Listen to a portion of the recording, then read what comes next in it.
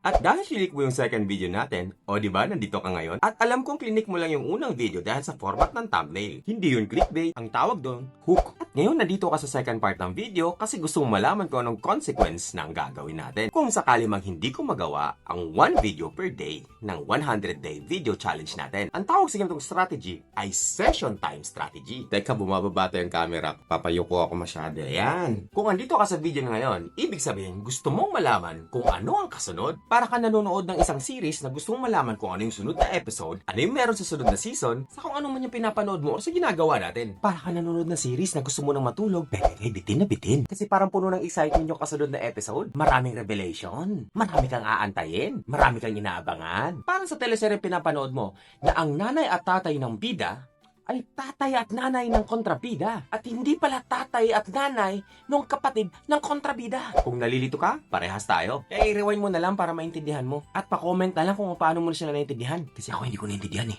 Ang session time strategy ay makakatulong para dumami ang click-through rate mo. Ibig sabihin, maraming makiklik ng videos mo. Kahit maiksi lang yung video mo, meron silang suspense na inaabangan. At pag marami ang kiklik ng video mo, kahit maiksi lang ito, mabango para kay YouTube yan. At i-recommend niya pa yung video mo sa mas maraming audience. Kasi iniisip ni YouTube na, ay maganda, marami pala nagre-respond dito. At pag tinapos pa ng mga viewers mo ang mga video, kaya pakiusap, patapos naman. Mas magiging mabango pa to para kay YouTube. Ay, munti ko na makalimutan, nandito ka pala para malaman kung anong consequence kapag hindi ako nakagawa ng video sa isang araw. Sa mga nagtatanong pala kung maganda tong strategy na to para sa watch hours mo, well, ang sagot ko dyan, depende yan. Sa usapang watch hours, yung mga ganitong video is maiksi lang, so ibig sabihin, maiksi lang din yung watch hours mo. Pero, walang pinagkaibigan kung mahaba ang video mo, pero minuto, segundo, ini-skip lang din. So, bakit hindi na lang tayo gagawa na mas maiksing video na panonoorin ng buo? Para hindi din mabore yung mga kasama natin. Yung mga nanonood, na tulad mo. Kung mahaba kasi ang video mo, tapos skip lang ng skip yung mga viewers mo, at hindi din nag-i-stay ng mahabang panahon sa video mo, pwedeng magbibigay ito ng negative impact sa kabuuan ng channel mo. Lalo na kung ang hook mo ay hindi ganun kalakas. At baka maging negative signal pa ito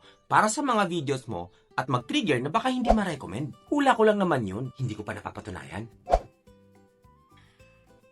Instead, sinusubukan natin tong session time strategy. Tingnan natin kung mas okay ba na mas maiksi yung video at maraming magkiklik at marami silang panonoorin na sunod-sunod na series kaysa bumuo ka ng 30 minutes or 10 minutes or 15 minutes na video. Mas maiksi ang gagawin mong editing, mas maiksi ang video ang aayusin mo. Marami nga lang. Pero marami ka rin mapopost. So dito sa ganitong strategy, quantity ang labanan, paramihan. Pero hindi lang paramihan. Dapat quality din at may value ulit. Meron tayong napaka-importante pag-uusapan para ma-improve pa itong ganitong strategy. Pero teka, nagkakape kasi ako. CR lang muna. Click nyo lang itong susunod na video. Ha?